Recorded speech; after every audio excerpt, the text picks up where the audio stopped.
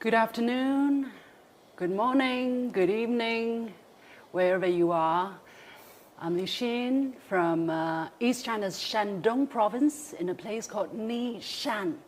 This place is very important. It's not so much known yet, but it's extremely important because this is the birthplace of one of the earliest and most influential influencers in Chinese history, if I may put it this way.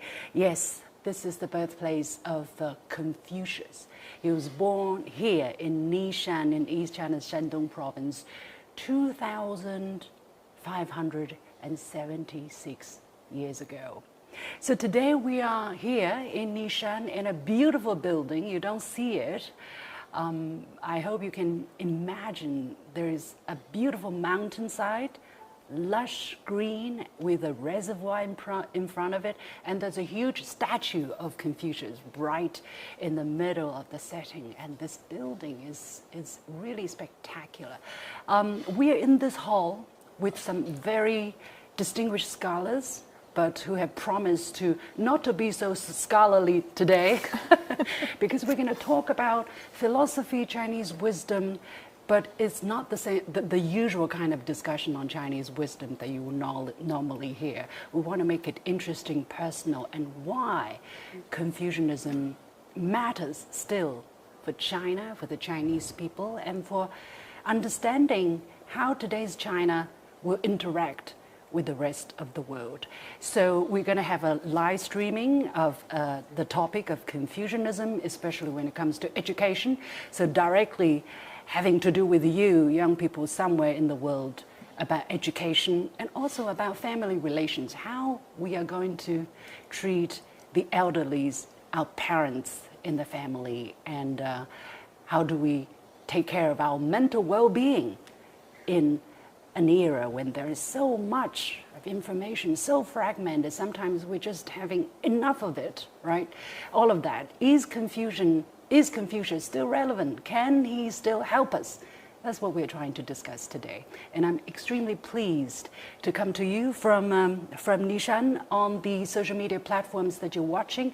My name is Liu Xin, by the way. I host an opinion show on CGTN called The Point with Liu Xin. And I'm extremely pleased to be joined by a panel of distinguished scholars. They are, from my left, Dr. Salom Niembora, the director of the Confucius Institute of Kenyatta University. Her Chinese name is Rain, she told me, so I'm going to call her Professor Rain. 夏雨老师. 夏雨老师, would you want to say hi to the people around the world who might be watching?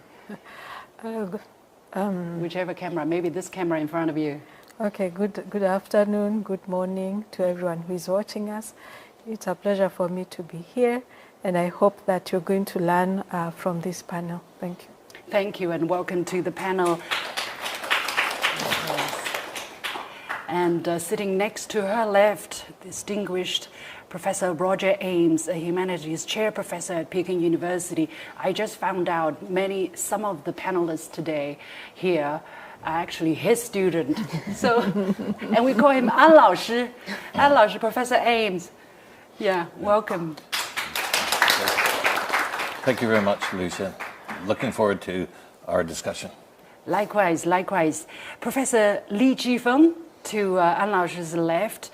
She is a philosopher, and she is from Renmin University of China, one of the most distinguished universities in China.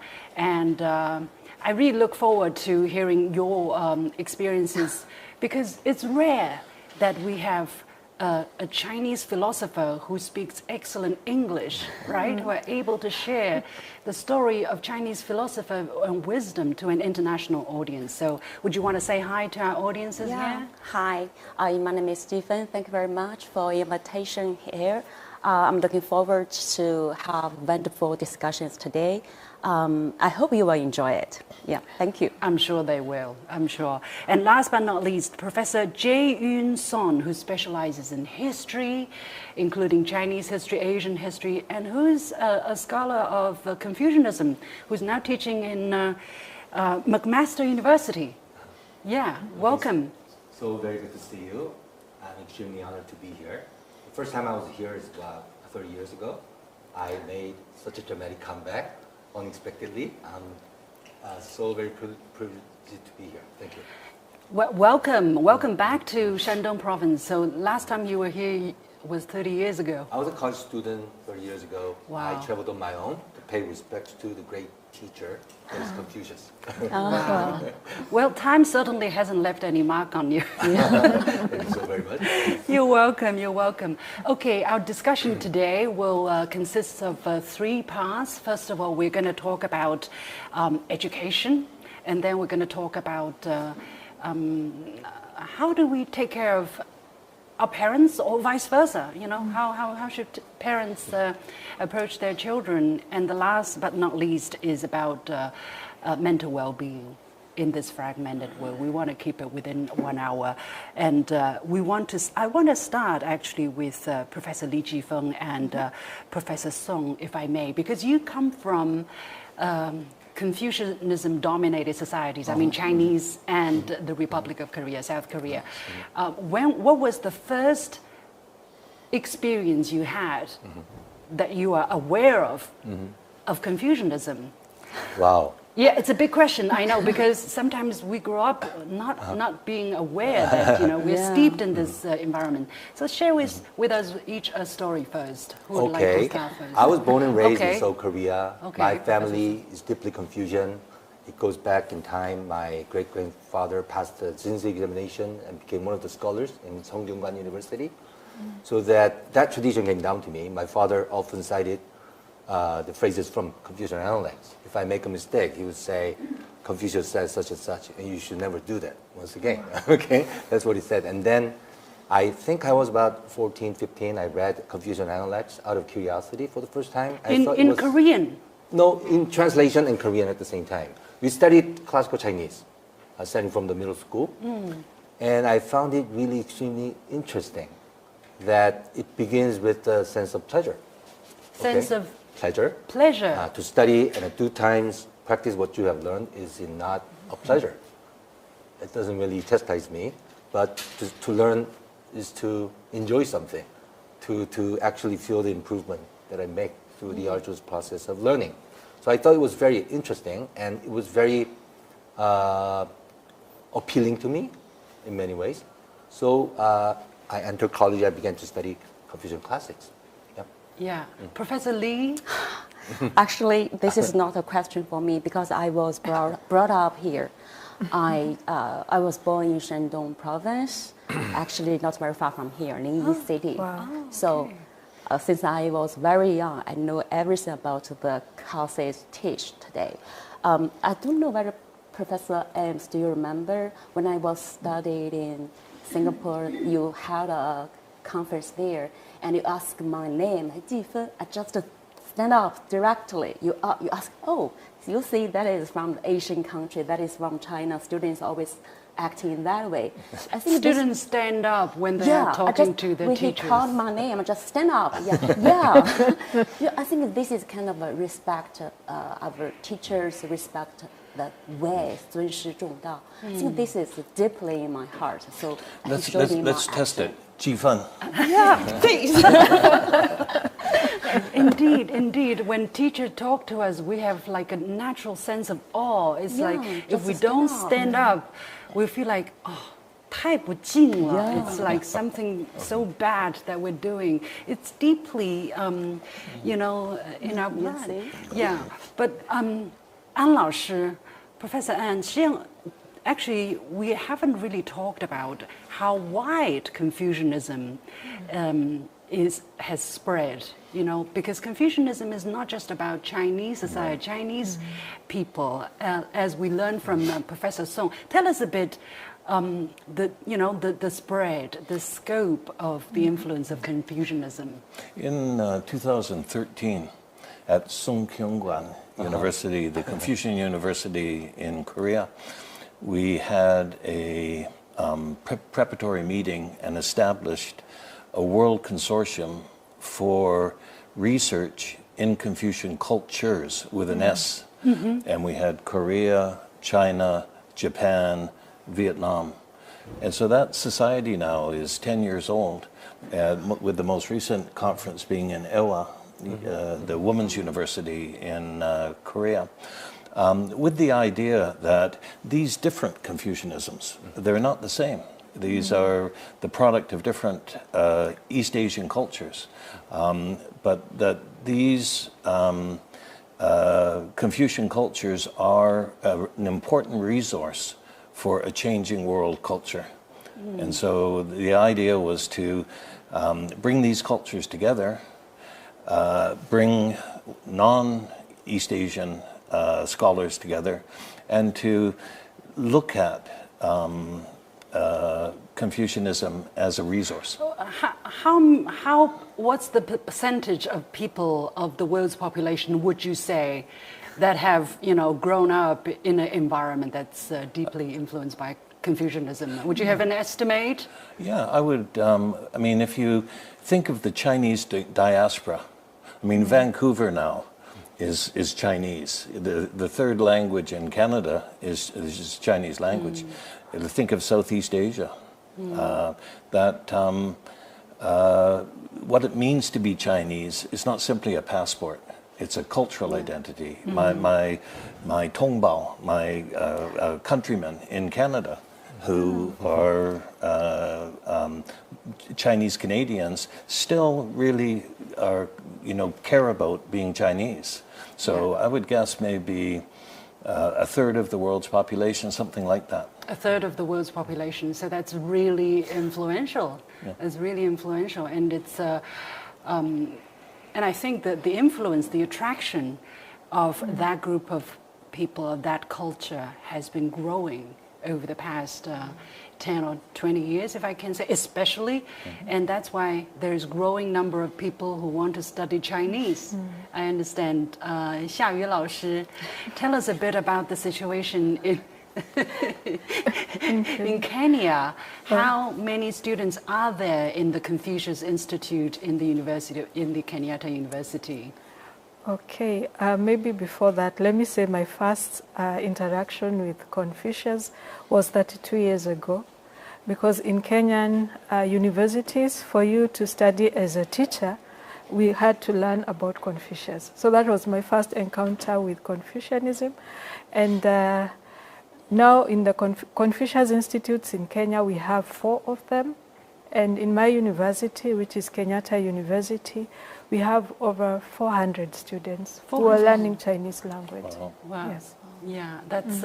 You said there are 4 Confucius Institutes in Kenya. In Kenya, Yes. and yours is one of the earliest ones. Yes, started in 2008. How did you find Confucianism or Confucius when you first encountered this person, right? His ideas. What was your first impression? Is it very different from the African, values, for instance? No, not very different, because some of the ideas that Confucius had really connect with African, traditional African thinking.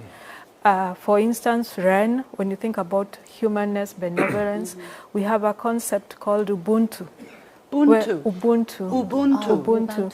I am because you are, and we are because I am. That is Ren, yes. Wow. So that connects with, I think, with Confucianism. And then respect for elders. I'm happy to hear that we also stand up. A teacher cannot call us and you're sitting. When you're growing up, you cannot look at your parents or your elders straight in the eye, because that is lack of respect. So some of those ideas, how we treat our elderly people, really resonate with Confucius thinking. That's fascinating. That's fascinating. An 老师, however, in Western societies, what got you interested in Confucianism? Have you become more Asian, more Chinese because of your decades of encounter with Confucianism? Yeah. When I was 18 years old, I was very interested in writing poetry. And so in order to write poetry, you need passion. And so I went to Hong Kong and stayed in Hong Kong for a year, went to school at what became the Chinese University. And coming from North America, you encounter a different world. And so that was the 1960s, the mid-60s, and a lifetime later, I'm still trying to figure out this strange world called China. Well, you have definitely had profound influence on a lot of people because you write about Confucianism, you teach Confucianism. If you're going to summarize in terms of education, if you're going to summarize the key tenet of Confucianism, what would it be? And why does it stand out compared with Western cultures? Yeah. When I became interested in Confucianism, it wasn't because of books, it was because of people. That my classmates in Hong Kong, my Tonghok, my 同学, yeah, and my teachers were really what interested me most was a different conception of relationships. That the idea of interdependence, the idea that if your neighbor does better, you do better. In a world of individualism, we're very much think in terms of zero sum. You know, that we're in competition for something. But in this Confucian world that I encountered, you had the feeling that helping each other was not only benefiting the other person, but benefiting you as well. Really interesting. Professor Song, you do comparative studies, right? You're deeply steeped in Western culture and in Asian culture. Do you find similar concepts, comparison, or what is your experience? Because someone from the West would say, well, we also love to help others. All right. Right? Yeah. We also want to be selfish. Yes. There's also this concept. So what is the difference between the Chinese altruism, let's say, and the Western? I went to the US 26 years ago. Ever since, I've been teaching these American kids and Canadian students about Confucian teachings, Confucian learning. And it was very easy for me because I just give them the text. Yeah, give them the text and ask them to find something that's so esoteric, so irrelevant, so out of touch with them. So they think this is too culture specific. They cannot recognize the meaning of this sentence. Bring it to me, I'll buy you lunch. Nobody has ever succeeded in making me buy them lunch. So that means all of the students, they always were able to relate to what was taught in Confucius. I think so. The power of Confucianism comes from the fact that Confucius articulated cumulative traditions that he has inherited from his ancestors, going generations back, probably millennia of years. I'm not really sure how long that might be. Well, Homo sapiens have lived on Earth at least 300,000 years, and they have passed on to their descendants wisdoms. And then here in Shandong, Confucius articulated and then compiled classics. Okay, so we can share these classics, and these classics appeal to American students, Canadian students, and people everywhere can relate to them, because who would say humaneness is a bad thing? Who would say righteousness is a bad thing? Who would say learning is detrimental to So would you say Confucius' values are universal? Yeah, I would say so. Is that, well, we always felt that Confucianism, it's such a profound school of thought of the East that it's mysterious, right? A lot of people have the impression, but basically you're saying it's not so mysterious, right? People can relate to it. Is that it's the so case? down to earth, it's not mysterious at all. People can actually understand this text, and they think these are for them, especially my teachers. I have a lot of American teachers who have studied Confucianism. They think this is very similar to Christian teaching that they were brought up on. That's really interesting, Li Lao Shi. In your experience teaching with Chinese students or international students, has that been your experience as well, that the international students who come from Western or different cultures, they can actually easily understand Confucianism?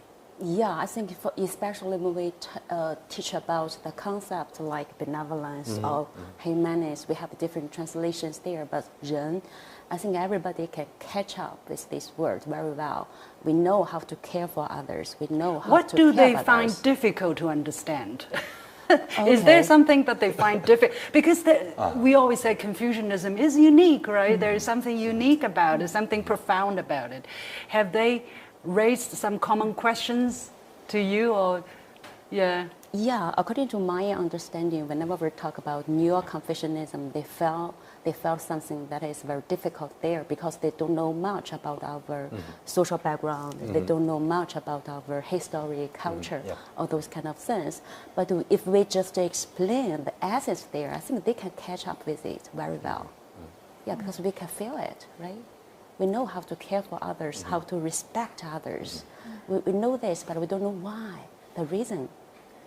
We need to explain from our background, our experiences, and our cultures here.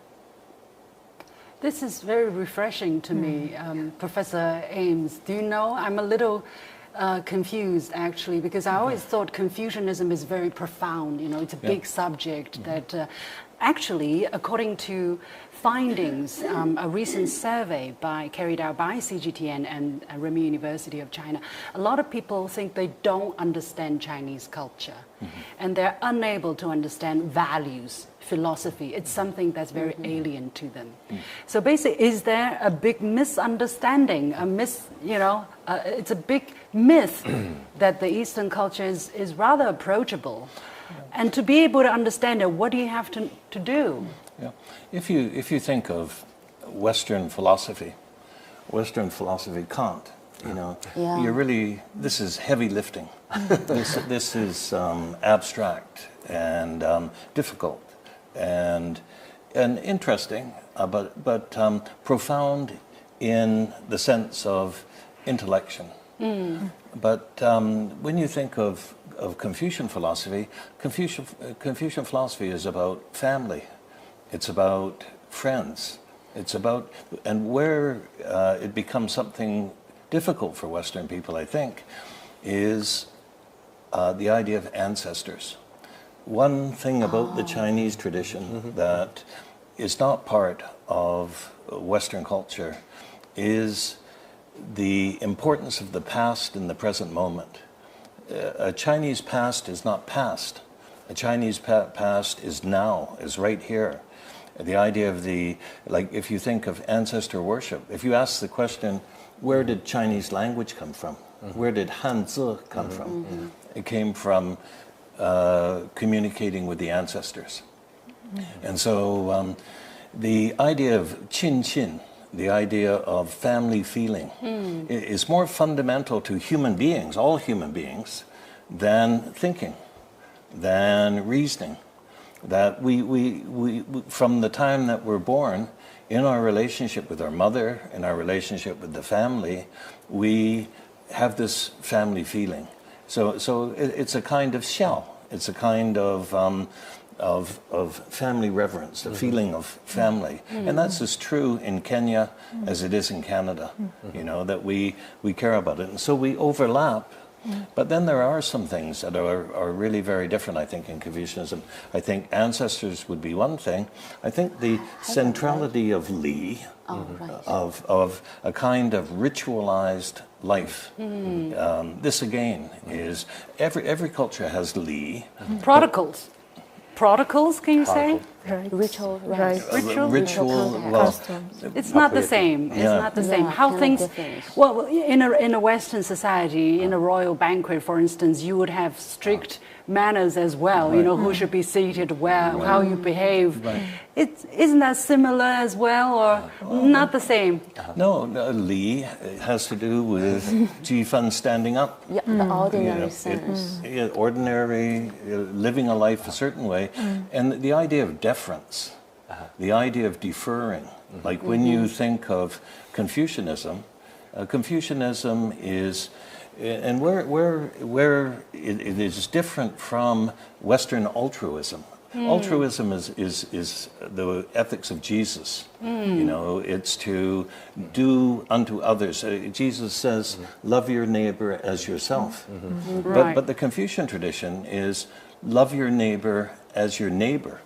Is to shu, is to put yourself in your neighbor's position and then try to understand what you should do by deferring to that difference. Okay.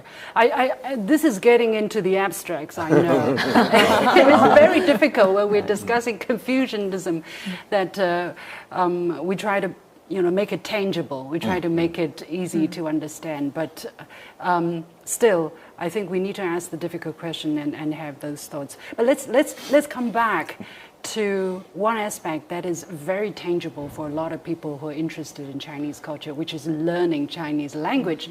And that's what a lot of young people are more and more curious to do. 夏雨老师, Professor Niembura, what motivates more and more young African students to learn Chinese, and how has their experience been studying the Chinese language? I think most Kenyans are fascinated by the culture, the Chinese culture, given that we have had a good number of Chinese people coming to Kenya. So I think it was mentioned in the opening that the Chinese have built our largest railway line from the coasts to the center of the city. So through that construction of the railway station, there was a lot of interaction with Chinese people, and also there are many enterprises that have set up shop in Kenya, and so there is need for people to learn the language. Because some of the people coming to us don't know English, and our people don't know Chinese language, and that's why there has been need.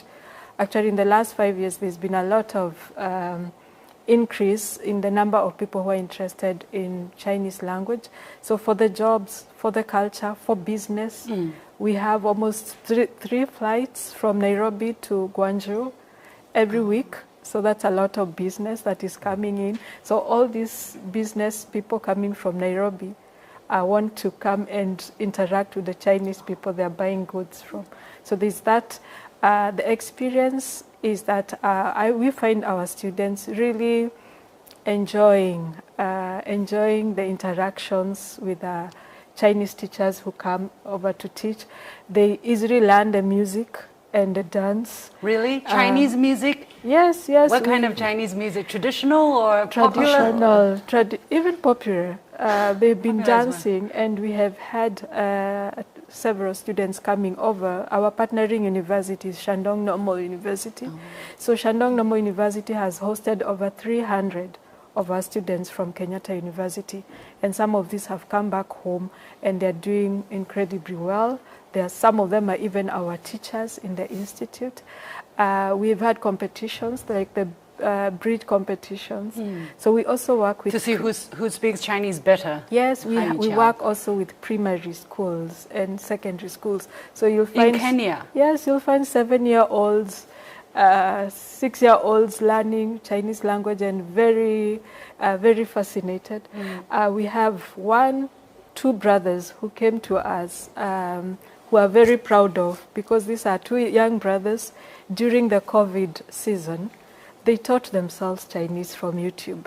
Wow. And when the pandemic was over, their mother brought them to our institute because they wanted to do the YCT exam. And they're very fluent in Chinese language, learning from YouTube out of their own their own interest, because they've been, when I asked them, they said because they've been watching cartoons. During COVID, the kids they stayed at home, they didn't have much to do. So they watched cartoons until they wanted to know what these characters mean in the cartoons. So now they're our best students. I think 7 and 9-year-old, 2 boys, very brilliant. Wow. So there's a lot of... there's a range of reasons why people are interested in learning the language. Yes. Fascinating, fascinating. I'm really happy to hear that. I'm really happy. Is that a similar story in North America, Professor Ames? Do people have a genuine interest in learning the Chinese language or growing interest in learning the Chinese? If not, why? Why not? Yeah. I think we're suffering with politics in the world today. That before the pandemic, there were 350,000 Chinese students in America. Now, maybe 270, but there's not such a strong interest on the part of Chinese students to go to America these days. You know, there's a sense of not feeling welcome. You know, so it's really unfortunate. You know that there's a sense of, again, it's that sense of competition. You know, a rivalry that China has startled the world. Like, I came to China in 1985, and there were no roads. You know. And now, you know, China's the second largest economy in the world. What has happened in China in one generation is absolutely unprecedented in human history. And so for people who didn't know China, and all of a sudden China has risen and become such a factor in the economy and the politics of the world, it startled the world. So let's give them some time. Let's give the world some time to get used to China, to get used to the Chinese growing capabilities, power, however you call it. Again, I think it is important to understand Confucianism, to understand how the Chinese people think and behave, how we interact with each other. Let's focus and move on to the second talking point of our discussion today after education, which is family relationship, how we treat our family. And this is such a personally fascinating topic to me because I'm at the age where I have to slowly start to think about how I take care of my parents because they're at a senior age. And I just had a very difficult experience a month ago when my mother fell and my father was also very senior, so I had to take care of them both at the same time, and I had a bit of a running around between older people's nursing home and my home and hospital, and I had first-hand experience how tough it is to take care of your parents well, to what extent is well.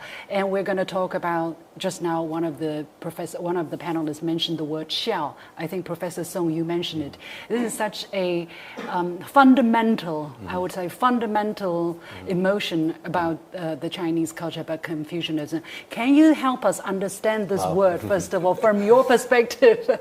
From my perspective, based upon my own experience of having raised 3 children with my wife in Canada, each and every one of them has marveled us in that it takes a lot of time for them to be able to just say, Mom. Okay, it takes a long time for them to practice speaking out and finally to pronounce the word Mom. Why? Because human beings are like that. It takes a long time for human beings to grow. Oh, you mean from to be on their birth own. to... Yeah, I mean, we are like that. So biologically speaking, we are just too reliant on our parents. Without parents, we cannot survive. The first 3 years, we're in first their 3 arms. years, okay. It's quite a struggle. I've seen that with my own eyes, and I read Confucian Outlet. It appeals to me even more. Because Confucius is well aware of the fact that only mothers and fathers can raise their children properly with maternal love, paternal love. Now, without this, I think human society will collapse. There are crazy philosophers like Plato who had an idea that state should intervene and do away with the family system and raise them all at once according to a state system. It never worked in reality. It never worked in reality. Confucius, in that regard, was very realistic. He understood human nature. He said nothing that goes against human nature. He believed his philosophy has to lie on the foundation of human nature so that it can continue. That, I think, is the only way we can explain the extraordinary longevity of Confucianism. Why it survived? Why not legalism that conquered ancient world of China and built this great empire of China and disappeared? And then Confucianism became state orthodoxy under Han Di. Because they understand human nature. Because it's based upon human nature. So what is this in that regard, I then? think Confucianism is so very profound. Yep. That's my understanding of Confucianism. Yeah. So xiao, the word xiao, literally, some people translate it into filial piety. Filial piety. Ji Lao Shi, Professor Ji, how would you explain the concept of xiao to your international students? Do they understand it? Basically, well, it's to love your parents and take good care of them. What's so special about xiao? What's so special about the Chinese way? Yeah, whenever we talk about filial piety or xiao, actually there are also many different translations. I think the core is always about how to care for them, how to respect them. I mean, according to their way, according to their understanding, according to their thoughts. So if they like in this way, please respect their boundaries there. If they like to stay with you, yeah, you have to think about it. If they want to stay away from you, to have some freedom, to enjoy the life, yeah, you have to agree with them.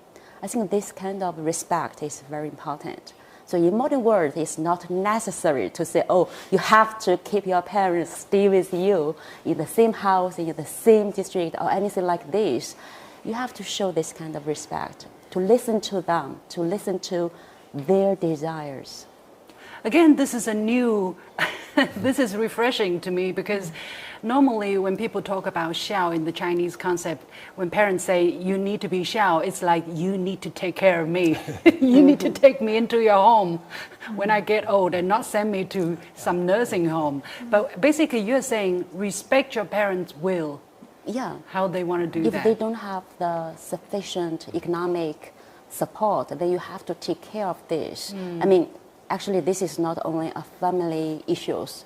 It should be think about by the society, communities, all those things should be taking considerations. But then it's not uniquely Chinese. Of course. But the problem is in our culture, we always let the family comes first, right? In every culture, you mean? Especially in our Chinese culture, family always comes first, right? Especially the family members, whether your son or your daughter, should think about this. Yeah, this is the first important thing. Yeah. Family comes first. 安老师 Family members, yeah. 安老师，中国的孝, so this feeling, right, that you need to put families first, is that very different from Christian values, from Western practices? The fact that this term, when we translate it as filial piety, our students say, well, what does that mean? Yeah, what does that mean? You know, so basically it's even a bit negative, right? Well, it can be. Like if we look at the character is Lao, which is old person, and then underneath it is Zi, which is the young person. And so what it is it's the old person, the relationship between the old person and the young person.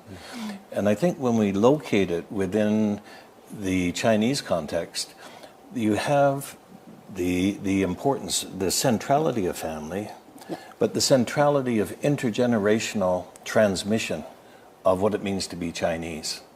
That Chinese, you know, you have each generation in China inherits the tradition and then has to extend it to the next generation. And so this idea of the past being very much present, that when you inherit the tradition, you are responsible, you embody it. You look like your parents, you look like your grandparents. And so this kind of transmission from one generation to the next is this notion of xiao. So it's not simply doing what your parents say, it's being Chinese. It's your responsibility to embody your parents, where your parents are the embodiment of your cultural tradition.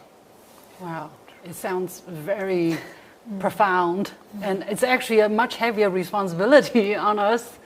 We're not just taking care of our parents, we're taking care of what they represent, what our ancestors represent.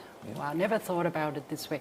But 这个孝, the character xiao, I understand, is also very much fundamental for the Chinese, how shall I say, patriotism, you know, because we consider the nation the combination of millions of families, right? Everybody having that feeling of xiao towards their family, towards their elderly. Collectively, we have that responsibility for our nation, for our culture. It's indeed a very central concept, 夏雨老师, in terms of African culture. Do you also, can you relate to that kind of sense of history, right? Sense of responsibility. Yes, yes. And for us, family is not only the nuclear family. So it's my uncles, my aunts, it's the larger family. And the brothers to my father are also my father. So I also have to see them in that way. And so there's a lot of respect that we give to all these different levels of parenting. And I, when you were sharing about your own experience, I thought of my own situation. I'm a mother of 4 and a grandmother. And You are? Yes. Yes, I am. Really? You don't look at all. So I've been going. That's your grandmother.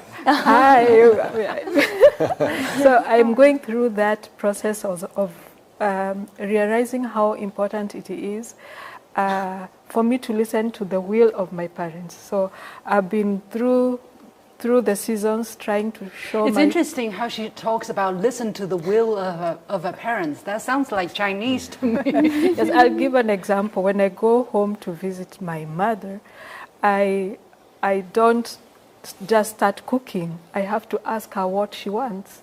And when she knows I'm going home, she will not cook until I get home so that she can tell me what she wants me to cook. Because she lives 3 hours from me, so I don't go often. But whenever I go and she knows I'm going, she will wait and tell me to cook. So I've been telling my children also through the years that they don't just cook what they want to cook. You know, they have to ask what, as a mother, what do I want to be asked to eat today? That's the will of the parents. So, and I know for young people, it's a challenge that probably you feel, and we've had from the Western world talking of toxic parents, young people breaking away from their parents for reasons. And for us, from our end, we feel the young generation today needs to be able to learn something from our traditions, and now from even Confucianism, in terms of how you relate and respect your parents. By respecting is not that you're losing your own identity, because your identity is actually defined by your parents' identity. Yeah. So it's now when my kids have grown that they're able to see this, but when they were going through their young adulthood, they were struggling to realize that they are me. In them, they're the parents, and it makes it easier if we see how family relations are all connected together. So we are our parents, and now my grandchild is in my line. It will be eventually someone like me. So when we learn that and we connect, we see that connectedness, it becomes easier, and that concept of toxic parents is not there. Yeah. But societies are undergoing a lot of changes, right? I would say, especially since the latest wave of technological breakthroughs and the use of social media, long-distance communication, and the convenience of transportation. For instance, you fly over from Kenya like that, you know, but which means we can be physically very distant from our parents, and the family can be very much scattered around. And there's a lot of stress we're talking about. There's a lot of costs we're talking about. Actually, fertility is in crisis in this world. Professor Song, has the concept of putting family first, has the concept of xiao been going through challenge? In your society, for instance, the South Korean society, how are the younger generation approaching this idea? How they are balancing between their pursuit of happiness in the modern setting and, you know, taking care of their parents? I have 2 societies in my mind, one Canada, the other Korea. In both societies, young people are now really stressed out, having a lot of difficulties trying to adjust themselves to this changing world. Now AI, is of great potential, but for them, it's another stress at the same time. And they are isolated and alienated. A lot of movies have been made about those themes. I mean, young people not knowing who they are, they have to decide for themselves what to do. Now I tell them, why don't you read the classics, Confucian classics, Upanishad, whatever They're not they might be, the interested. Bible. I mean, just Are they interested? as teacher, I should encourage them to converse with the classics, and then they realize they're not alone. And these texts are there for them, and they can converse with the Asians, which means they can actually figure out their way better. And if you study classics, they can actually have a better chance of living the life that they want to Are you choose to live. successful? Are you Yep. successful? I mean, do your students actually... I'm not really sure if I'm really successful, but I've been doing okay. You've been doing okay? Yeah, I think so. Has there been one specific story or example where, you know, one of your students or Okay. younger person actually got some answers from these classics that they can apply to their daily life? Okay, I have a student who's a very, very a smart student who's been reading Zhuangzi. Zhuangzi. Yes, one of the Taoist classics, it's a Chinese classic. She, for some reason, found this classic extremely appealing to her, and he wrote a thesis on this his. And she said he had a very good spirit-lifting experience just by reading through these classics and realized she was not alone at all. As a modern person, she felt she is living in an isolated world. But now she can converse with the people who lived 2,000 years ago in China during the Warring States period. She realizes that these books mean something to her. Then I think she's better off. So going back to classics can be of help. Yeah. What about the Chinese scenario, Professor Lee? In the Chinese society, are people still very much putting are they able to put their families first? Oh, I think this is a very difficult question. Because we have more and more nursing Yeah. homes, right? Yeah. There is greater emphasis on community elderly care, which means whether you like it or not, you probably will have to leave your children and go to a community facility or a nursing home. And for a lot of parents, that's a struggle. Yeah, of course. But you know, the first important thing in my head is about the social problems about 断亲. So you have to break the relationship with your parents to some way. We call it a 断亲, especially when Spring Festival comes. We have to come back to think about this kind of problem. I think this reminds us again that forming a good relationship, constructing a good relationship is not so easy. It's very difficult. What is a good relationship? Okay. What is a good relationship? Yeah, so if you are brought up with in a family, your parents respect you, provide lots of love, support through the whole process, I think the children will have a sense of this kind of love, caring, can respond to your actions. And this kind of continuity can persist during time. But you need to figure out what is the way. For different generations, they have the different ways to make it out. Yeah, there are, I think people are looking for the perfect balance, right? Yeah. Looking for, certainly I have been looking for what is the perfect way? What is not too much, not too less? Psychologically or I feel that I lived my responsibility, but I didn't, I wasn't too dominant, that I wasn't imposing my will on my parents. Anyway, this is a very big topic actually, and profound changes that we're going through because a lot of society are going through aging society. So people are increasingly challenged in this regard. Professor Ames, in North America, in Western culture, do you not care for your parents? Do you not care for the elderly? I always wonder, because we talk about the Asians, you know, we want to take care of our parents, and we want to, you know, visit them very often. But in your culture, do people not do that, or do people do it differently? I think perhaps we do it differently. I think the one thing that can respond to this problem is early childhood education.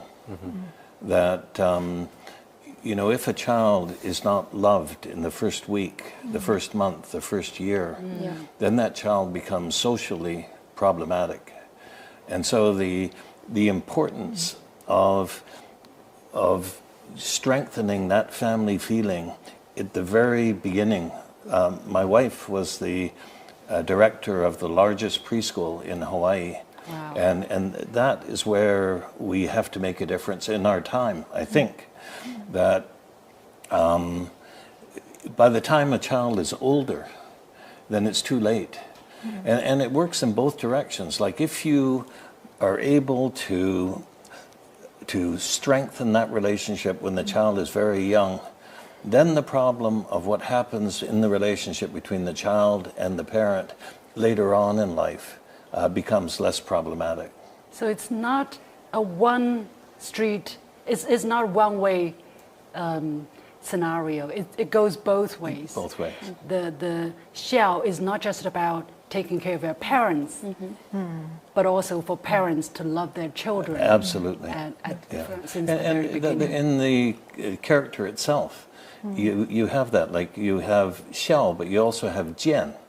The idea that the younger generation, when they see the parent doing something, 敬 yeah, 孝敬 对 yeah, that when the parent is doing something that is not in the parent's own interest, then the younger generation doesn't have the option. The younger generation has the obligation to remonstrate with the parent, to say to the parent, let's find a different way. Maybe, you have to be polite, you have to be respectful, but you have to try to influence the older person to change their conduct.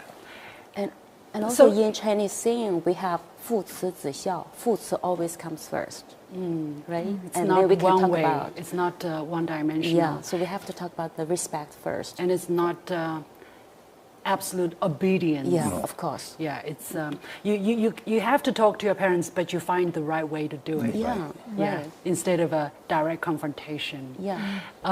I certainly have learned a lot of things, which is I'm very grateful.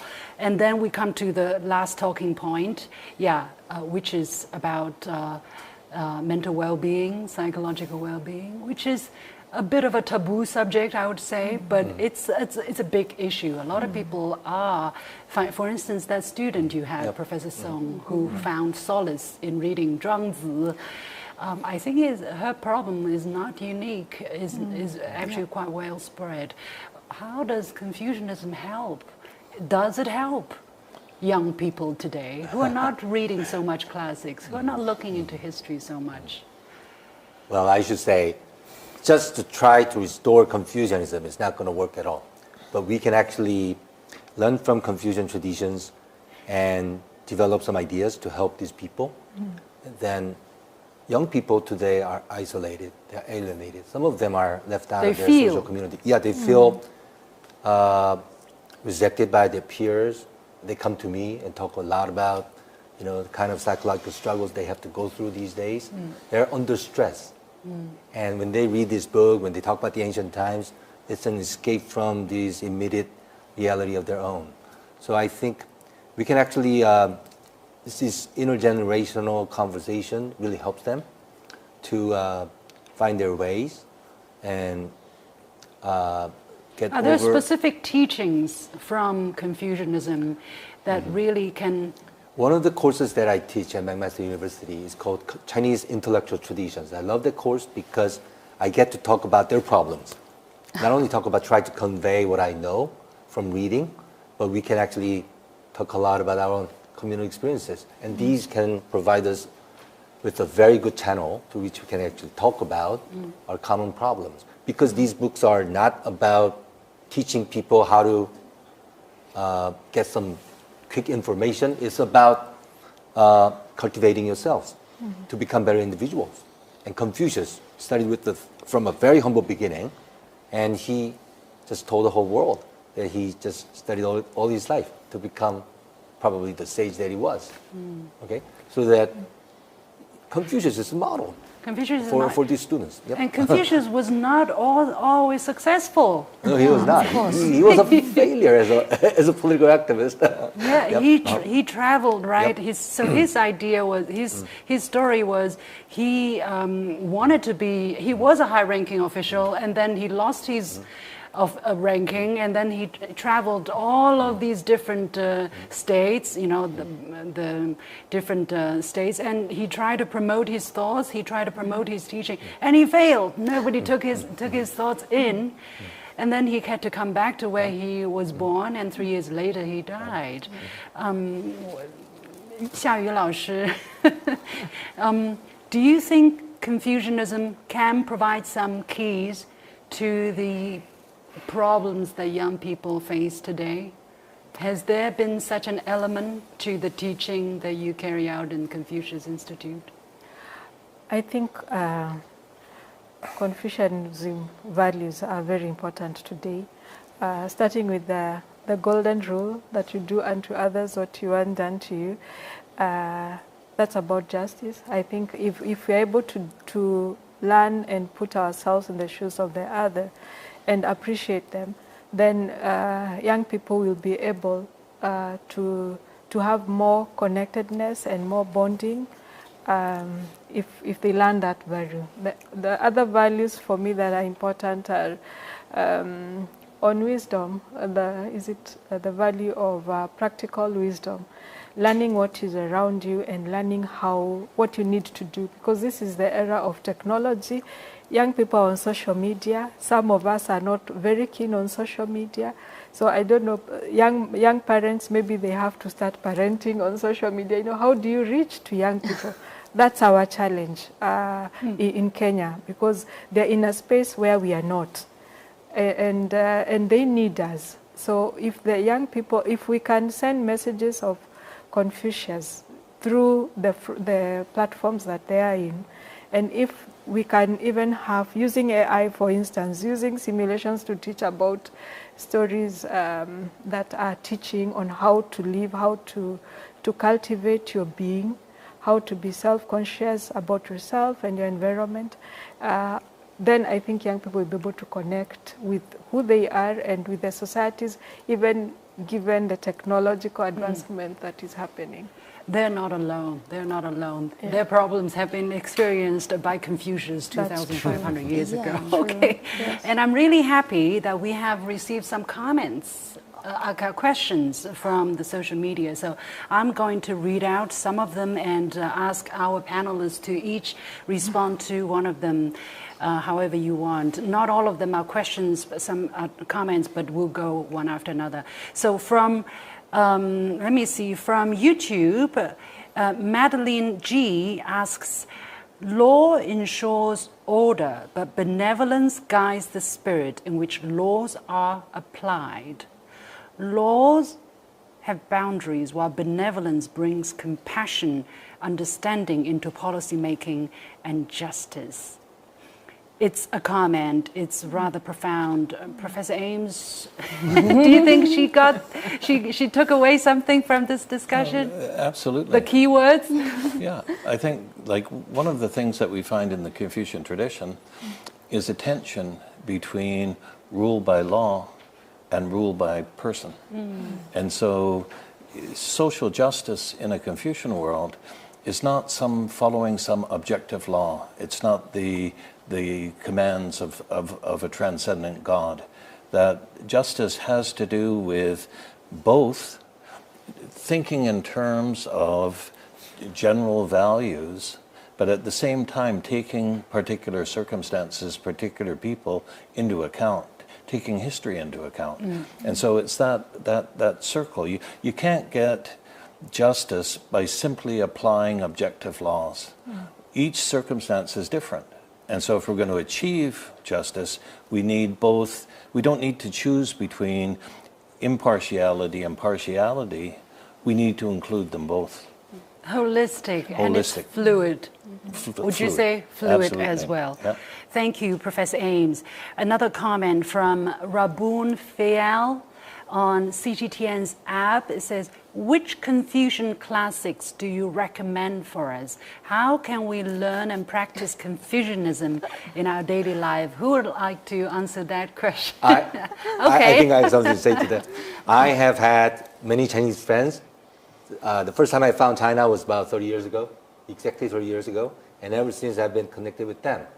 Why? Because we said this whenever we met together. 有朋自远方来，不亦乐乎. Confucian Good food, Alex, good one. It's the beginning. Read the Confucian Alex and apply that to your life, and you are going to flourish. I guarantee that. Okay, that's very promising. So Confucian Analects, 论语. And it's very short, right? It's not very complicated. Okay, another comment by Okbuni on YouTube. In a fast-paced, competitive world, how can Confucian teachings about self-cultivation help individuals balance ambition with inner peace? The two ladies, would you try to answer this? According to my knowledge, I think this is also connected with your previous questions about the self-cultivation in modern world. I think in Chinese philosophy, we really need to emphasize or focus on the importance of qi, the cultivation of qi. And the What is qi? Yeah, okay, that is a big question. Atmosphere? Yeah, but we can speak it from very different perspectives, like Chinese medicine or Chinese philosophy, right? Don't but have time for that. Yeah, but anyway, whenever we talk about this, the cultivation of qi is trying to find a balance. But before that, you have to accept the changes.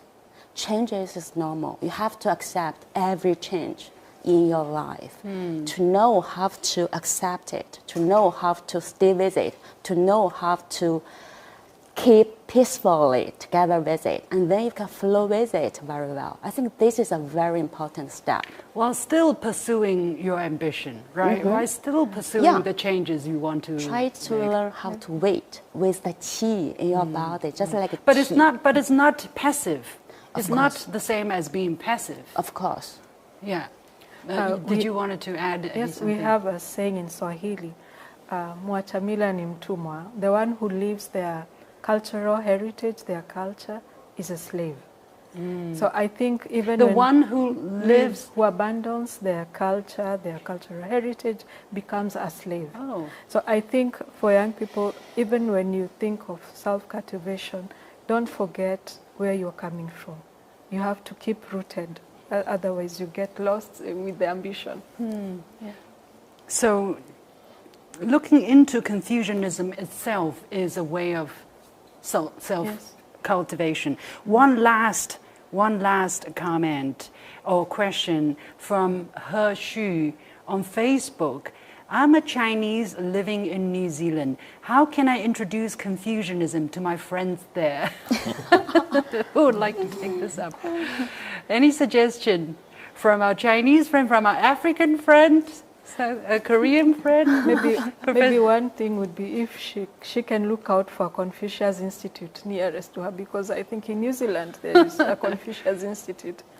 Yes. Good idea. So, we'll find Start out from about there. the nearest Confucius Institute. Okay, any other suggestion? How can they introduce Confucianism to their friends?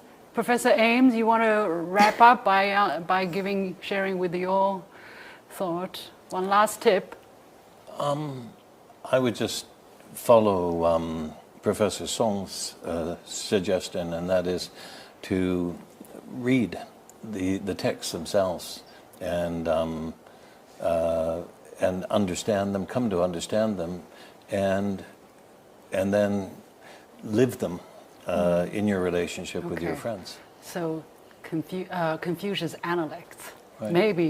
Maybe that's how we still have time for an on-site question. Sure. Yeah, let's not forget. So whoever has a question here, please, without hesitation, let's give her the 请用话筒. Professor Song, so do you think a person who grows up in a society with Confucian values is more competitive than a person who grows up in a society with Western culture? Okay, that's a very good question. If you look at the reality, I would say yes. Why? For such a long time, these civil service examinations and whatnot have shaped the intellectuals of East Asia. That's for sure. Yeah. But according to the Confucian classic, that's not really the right learning. Okay, that's learning for others. You should learn for yourselves. Okay, so do I answer your question? Yeah, can I add one point? Yeah, please. Yes, Well, this is looking at different school of thought in a very zero-sum, very competitive. Yeah, I think we are native speakers here. We are locals. Especially we have language, this kind of advantages. But you need to go outside to communicate with others, and then you can have a better understanding of your values, of your this kind of series. That is also very important. Basically, we don't really have a culture where we're just one thing, you know, because even in Chinese societies, we have had a lot of influence from Western culture in Western societies. I don't know, you also have taken in different elements. I don't know. Thank you. Okay, was that all the questions you have? Yeah, and okay, she has more. I saw a point is Chinese culture also emphasize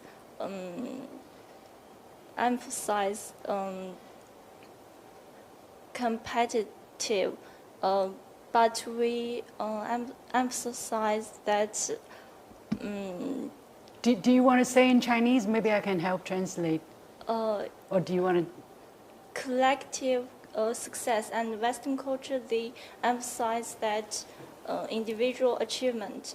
So they both emphasize competitiveness. That's my opinion. Thank you. Okay, so all right, that's a comment. Okay, thank you, 谢谢 thank you. 还有问题？好，这位女生 ，Yeah. That's maybe the last question we have. Okay, because I have a train to catch. My name is Zhou Hanyu, and I'm a student from Chufu Normal University. And well known that I would like to ask Professor Ames, and well known that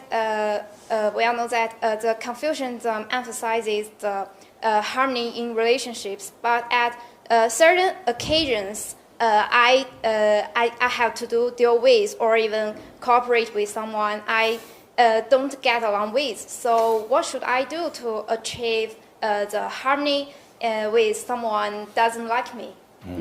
Very good, very good question. 谢谢. I think that we don't want to translate he as harmony. He is more complicated.